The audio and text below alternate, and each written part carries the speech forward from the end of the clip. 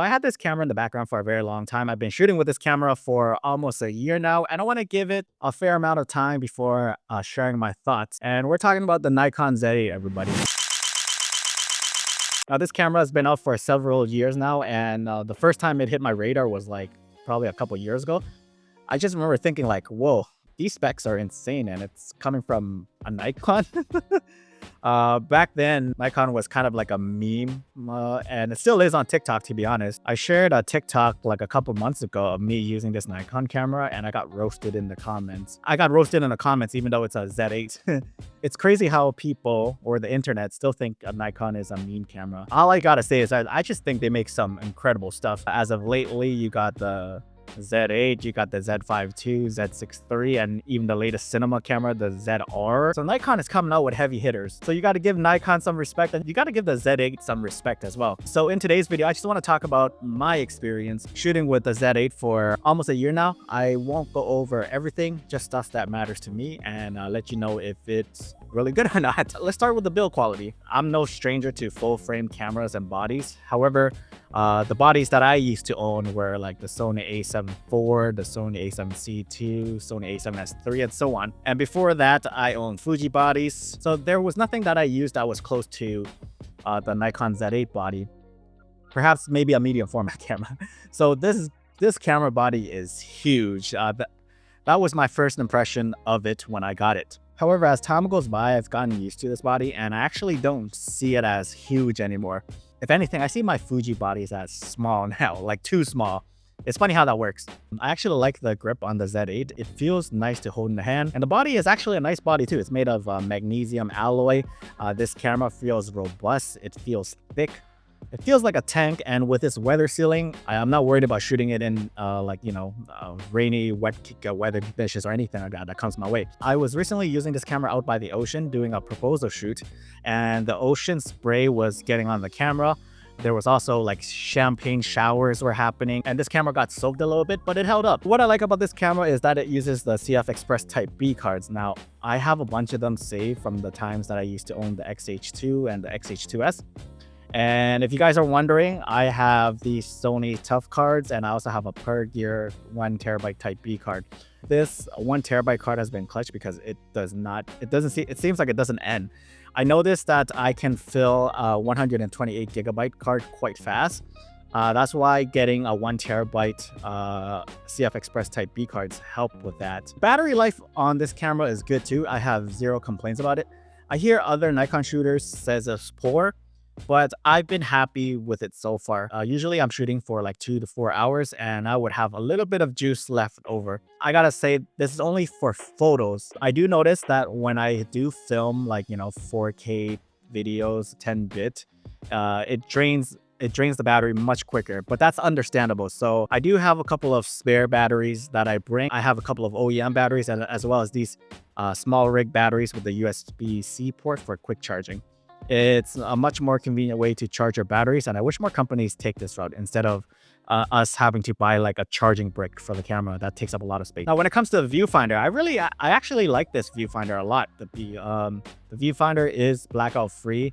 It was trippy the first time I was using it, but now I got used to it. When I go back to my Fujifilm cameras, like the Fujifilm XS20 that I'm filming on, and view the EVF there, it does feel weird seeing the blackout now, because I like how smooth the EVF looks on my Nikon Z8. Like, I can see everything that happens in real time.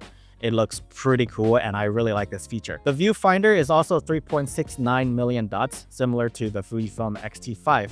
However, it is a bit brighter in there, so I can see things a bit clearer against sunny weather. Now, at the back of the camera, you also have a 4-way tilt LCD screen, and I have no complaints about it. It's all right. It's a touch screen, and I don't use touch screen at all. I just leave it and just use everything with a joystick. We also have to talk about this camera only having an electronic shutter.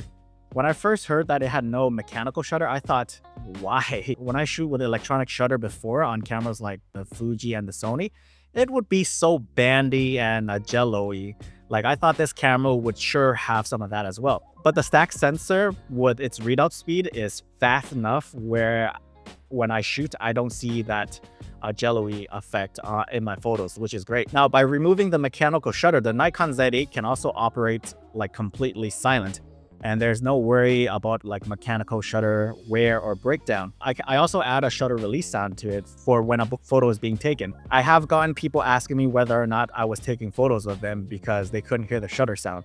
So this is why sometimes I would turn it back on and turn it loud enough for them to just hear it for feedback. When it comes to overheating, I had the camera display the temperature warning sign on me once. That was probably because I let it out sitting in the sun, like directly under the sun, for like a good hour. I also filmed some 4K 60 stuff and took a lot of photos that day for the brand.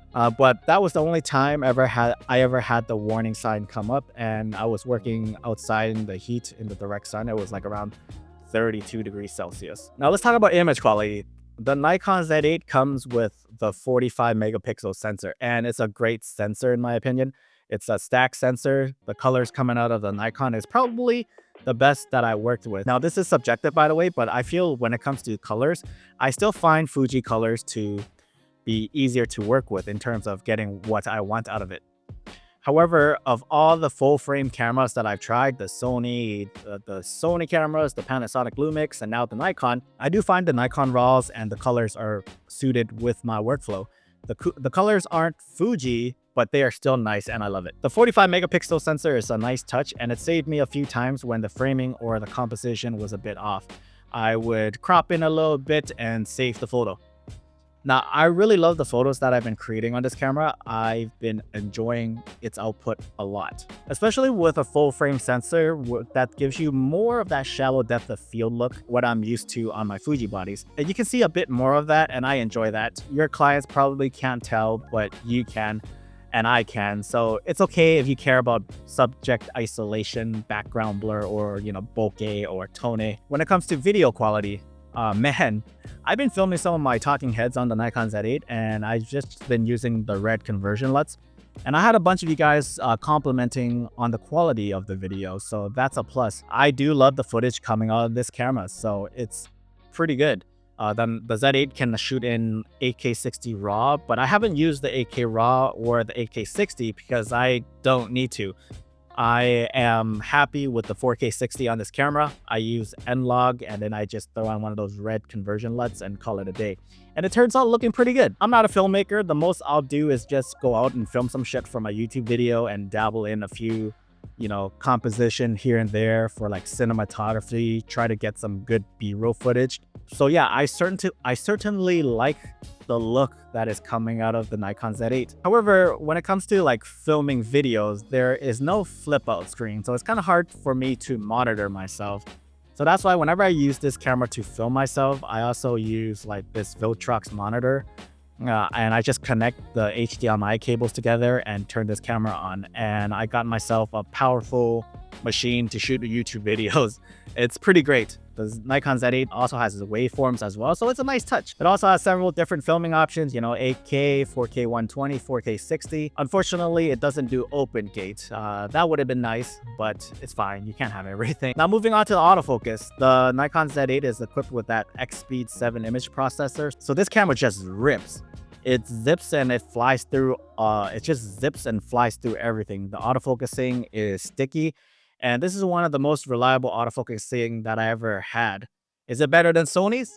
I still think Sony edges out the autofocusing because of that AI processing chip that they have inside. But this Nikon Z8 is close. It's a lot better than what Fujifilm has been offering. The shots that I get for portrait photography, the iris are in focus, so I am satisfied. I see that people use the Nikon Z8 for bird photography, so if it can, track birds flying in the sky and juking around, it's a good autofocusing system. The 3D tracking on this camera is amazing. So the most I would do is just shoot portrait photography, so I find it nails the eyes and nails the iris a lot more than my Fuji. So Nikon's autofocusing is reliable. Now, when I shot the proposal here, I had to rely on autofocusing tracking because I didn't want to miss any single moment. So I had it on burst, and I shot the lead up to when the dude got down on one knee, and I thought it was so reliable. The shots came out great. It just felt raw. There was lots of emotions flying, everywhere, but the Nikon Z8 captured the moment without a hitch. Now, I've been using this with the E to Z adapter. I still have a lot of Sony E-mount lenses, so it was just cheaper for me to buy an adapter than for me to start buying Z-mount lenses. And I would say this, the autofocusing works great if you have like a lens with those linear motors inside. I shot with the Sony 50mm f1.4 G Master and the Sigma 24 to 70mm DGDN Mark II Art Series lens. And when I was using the autofocusing on both those lenses, it was great. It tracks the subject quite well. I was happy with the result. I was also shooting with the Bright Star 35mm f1.8. It is a Z-mount lens. However, it uses stepping motors for autofocusing. And that autofocusing couldn't keep up, and I did miss some shots. And this is with the Nikon Z8 as well. So it all depends on the quality of lenses that you have or whether or not they have the motors to keep up with the tracking. But most of the time for my portrait photography, it has been reliable. So my experience with the Nikon Z8 has been a positive so far. I've taken it on several client shoots already. I shot with it out in the 30°C heat with the sun shining right above us. I took it out into the middle of the ocean. I've done some portrait shoots with it and filmed some YouTube videos with it. And I have to say that this camera is like one of the best cameras that I've ever owned. This camera can do a little bit of everything and do it really well. The only complaint that I really have is the LCD screen. Like, I think I've been doing a lot more YouTube videos lately. I wish it had like a flip out LCD screen, but that's just a minor gripe. I can just add a monitor to this and it'll be fine. This is just me complaining because it just takes like some time to set up for me. But other than that, I love how reliable this camera has been. It's a workhorse and it delivers on reliability for me. The photo quality is beautiful. I've taken some of my favorite photos in recent times because of this camera. I also love editing with the Nikon Z8 RAW files as well. They are easy to work with, and I'm getting the hang of editing their files. The video quality is amazing. You got the 8K 60, you can shoot RAW, you got 4K 120, 10-bit 422, reliable, speedy autofocusing, all in this tank-like body. It's truly a robust camera. And because this is my first camera to introduce me to the Nikon world, I'm actually curious about the other cameras that Nikon has as well, such as the Z6 III. I heard good things about it. The Z5 II. That's a camera that I really want to check out on this channel. And even the Nikon ZR, that looks like an interesting camera. So if anyone from Nikon Europe is watching and if you want to collaborate, please reach out. Anyways, this is my review on the Nikon Z8. If you're interested in this camera, I'll leave the links down in the description below. I think the Nikon Z8 is a great value too, as it's significantly cheaper than its competitor when you check spec for spec. And if you did find this video helpful or valuable in any way, please like my channel and subscribe to my channel, as it helps with the YouTube algorithm and it pushes it out to more people like you guys. And yeah, let me know what you guys think of the Nikon Z8 or the Z6 III or the Z5 II.